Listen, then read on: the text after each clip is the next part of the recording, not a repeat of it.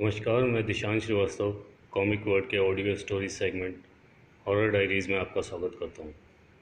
अब तक आपने सुना चीखती हवेली के कितने राज कहानी के 2 भाग। चलिए आप सुनते हैं इस कहानी का तीसरा भाग। क्या हुआ अमित, इतना उदास क्यों बैठे हो? मैंने देखा संजना मेरे पास आई और आकर मुझसे पूछ रही थी। अब मैं उसे क्या बताता, क्या हुआ था? क्या हुआ बताओ ना। नहीं संजना, ऐसी कोई बात नहीं है, कुछ नहीं हुआ। नहीं, मैं देख रही हूँ तुम कुछ बोल नहीं रहे हो। अरे कुछ भी नहीं, मैं कहाँ उदास हूँ, ठीक तो हूँ। नहीं नहीं, मुझे लगता है कुछ तो बात है। ऐसी कोई बात नहीं है संजना, मैंने संजना से बोला। तुम ऐसे ही परेशान हो, मैं ठीक हूँ, देखो। और संजना के सामने खुश होते हुए बोला, चलो अब क्लास में आओ, परीक्षाएं आने वाली हैं, बहुत ध्यान से पढ़ना। और संजना मुझे मुस्कुराती हुई देखती रही। हाँ में सिर हिलाया और मेरे साथ क्लास में चल दी। मैंने गौर किया, आज की क्लास में मेरा ध्यान पढ़ाई में ज़्यादा था, पर संजना का पूरा ध्यान मेरे ऊपर। मैंने उसे एक बार इशारे से पूछा भी, क्या हुआ? तो उसने हल्की सी मुस्कान के साथ कंधे उचकाते हुए ना में जवाब दिया और फिर मुझे देखती रही। क्लास ख़त्म हुई तो संजना मेरे पीछे ही पड़ गई। मैं उसे कैसे बताता कि समस्या क्या है, शायद उसे मजाक लगे और हंसी उड़ाए, तो फिर भी उसने कसम दी और बोली, अमित तुम मेरे बहुत अच्छे दोस्त हो, आज से नहीं पहले से ही, इसलिए मुझे बता सकते हो, मैं तुम्हारी हर बात समझूंगी। ठीक है संजना, मैं तुम्हें बताऊंगा, पर अभी घर चलें? संजना सोच कर बोली, तुम ट्यूशन क्यों नहीं करते? यह अचानक क्या सवाल है, मैं सोचने लगा। बात क्या हो रही थी और फिर ट्यूशन की बात। फिर खुद ही वो बोल पड़ी, हाँ हाँ, तुम क्यों करोगे ट्यूशन, तुम्हें क्या ज़रूरत है इसकी, ट्यूशन तो कमज़ोर बच्चे करते हैं ना। क्या बोल रही हो संजना? मैं बोला, साफ साफ बताओ चाहती क्या हो? तुम भी ट्यूशन में आओ, मुझे अच्छा लगेगा, कम से कम रसायन शास्त्र का ही ट्यूशन कर लो। क्यों? मैं संजना की आंखों में देखते हुए बोला, ऐसी क्या बात हो गई, जबकि तुम्हें पता है मुझे किसी भी विषय की ट्यूशन की ज़रूरत नहीं, एक अंग्रेजी के सिवा। और अंग्रेजी की ट्यूशन मैं नहीं करती, संजना निराश होकर बोली। फिर क्या? बस मैं चाहती हूँ तुम कुछ देर मेरे साथ और निकालो पढ़ाई का। अच्छा जी, मैं मुस्कुरा कर बोला, ठीक है फिर भौतिक विज्ञान का ट्यूशन कर लेता हूँ। अब ठीक? नहीं। क्यों, अब क्या हुआ? रसायन शास्त्र ठीक है, पर संजना मुझे ज़रूरत नहीं, मुझे भौतिकी में कुछ समस्या होती है तो वही पढ़ लेता हूँ, मेरे पास इतनी फ़ीस भी नहीं कि मैं 2-2 विषय की ट्यूशन करूँ। ठीक है, भौतिक विज्ञान ही सही, संजना मुस्कुराते हुए बोली, पर मेरी एक शर्त है। वो क्या? तुम रसायन में भी आओगे, उसकी फ़ीस मैं दे दूँगी। नहीं नहीं, ये नहीं हो सकता, मैं तपाक से बोला, मैं तुमसे पैसे कैसे ले सकता हूँ? तुम्हें लेने ही पड़ेंगे, मैं चाहती हूँ तुम रसायन भी पढ़ो, और वो भी मेरे साथ। संजना तुम ये क्या कर रही हो? मैं थोड़ा झुंझला कर बोला, ये कैसे हो सकता है, आखिर तुम भी एक छात्रा हो, कोई नौकरी करने वाली दोस्त तो हो नहीं। कोई बात नहीं, जब नौकरी करो तब वापस कर देना, और ज़्यादा नाना करने की ज़रूरत नहीं है, तुम्हें लेना ही पड़ेगा, तुम्हें मेरी कसम। मैं अब मना नहीं कर सकता था, इसलिए मैंने हाँ बोल दिया।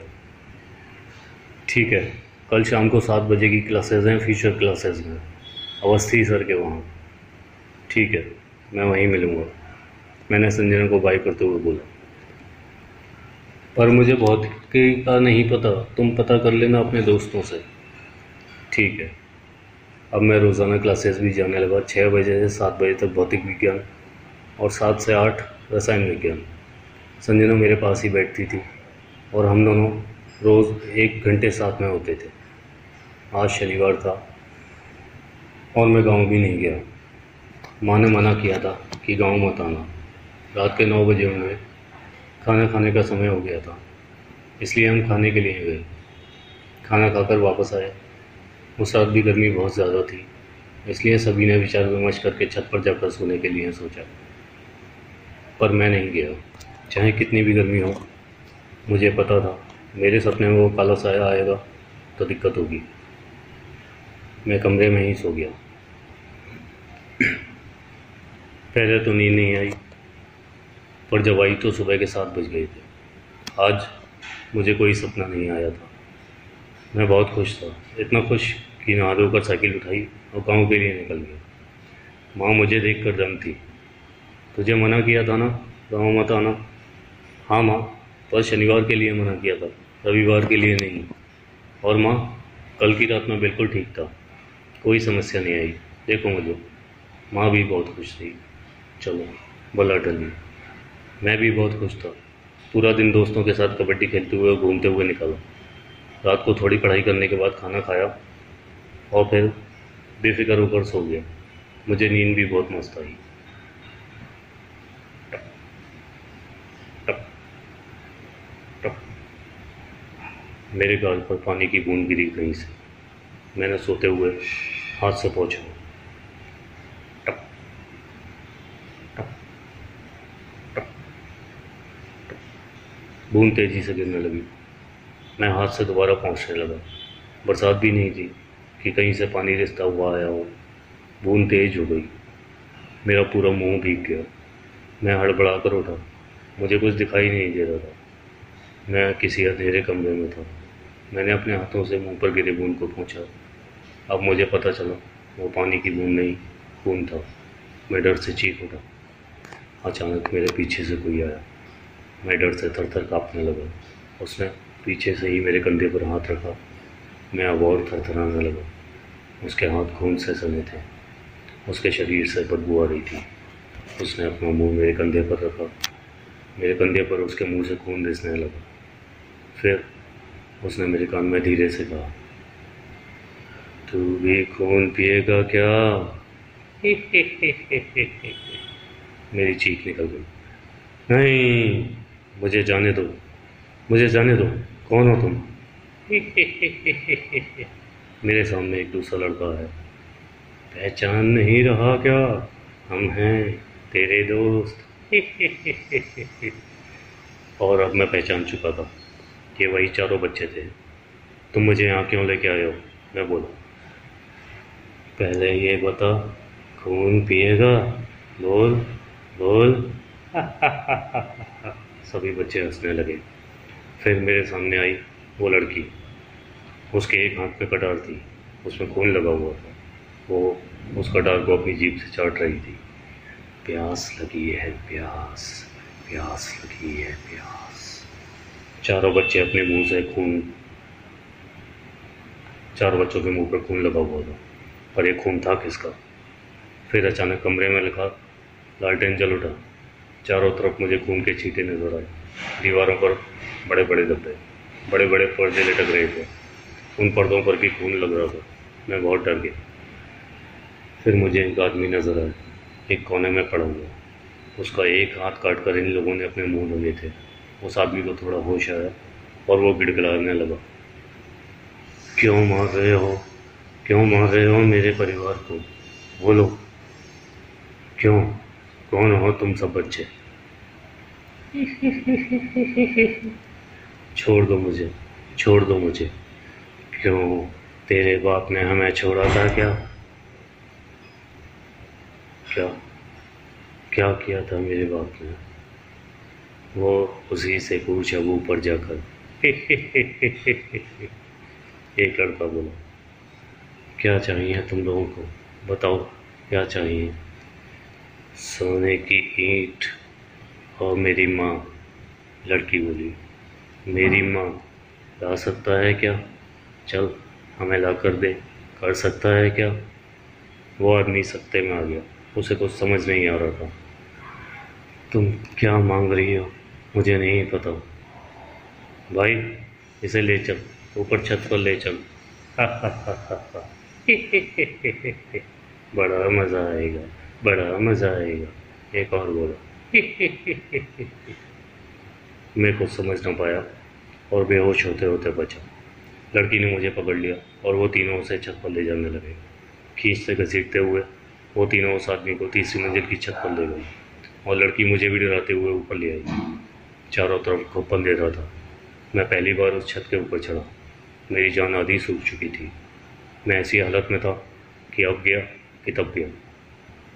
चल कूद जा। नहीं, मुझे छोड़ दो। कूद जा, हमें छुपना है, माँ आएगी, हमें ढूंढेगी। नहीं, मुझे छोड़ दो। और फिर तुम जोर से आवाज़ हुई नीचे। मैं लड़की से हाथ छुड़ा कर दीवार के पास गया। वो आदमी नीचे गिर चुका था और दिख नहीं रहा था और उसके चिल्लाने की भी आवाज़ नहीं आई थी। मैंने अपने घर की तरफ देखा। बाहर चारपाई पर शायद मेरे बड़े पापा सो रहे थे। मैंने पीछे मुड़कर देखा तो सब गायब। मैं ज़ोर से चीख पड़ा और नींद से जाग गया। चीख सुनकर माँ उठ गई और वो भी चिल्ला पड़ी। क्या हुआ अमित? अमित, माँ वापस चीखी। ये खून कैसा? मैं अपने चेहरे पर हाथ रखा तो डर गया। मेरे चेहरे पर खून के बहुत सारे बूंदे गिरकर सूख चुके थे। माँ, मैंने फिर सपना देखा। माँ ने मुझे अपने सीने से लगा लिया और ज़ोर से छोटे को आवाज़ लगाई। जी अम्मा। बेटा, दौड़ के जा, बाबा को बुला कर ला।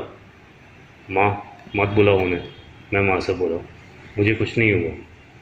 अरे तू मुँह क्यों देख रहा है? जा बाबा के पास। माँ ने छोटे पर चिल्लाया। जा, बुला ला जल्दी।